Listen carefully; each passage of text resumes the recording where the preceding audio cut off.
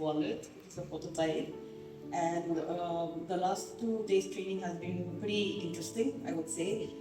It's not like a conventional training where you're like, shoving a lot of theories and all. It was pretty interesting for the fact that we got to do a lot of activities, and we got to learn from the activities. We got to learn from our peers who were here. So there was a lot of exchange of information, knowledge, and I think it was a very good creative space where we could learn from each other also, and then also get very constructive feedbacks from my peers. So I think that the training was pretty good, informative, and to sum it up, I would say the training has ignited the maker's mindset in me.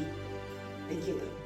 Program, we have learned a lot. So it's a workshop which we don't get to do it every day, or we don't get to see it very often. So to have the privilege to have someone like you guys come all the way from Nagaland just to teach us all these things, and then to have learned so many things in just a matter of 2 days, I'm very grateful.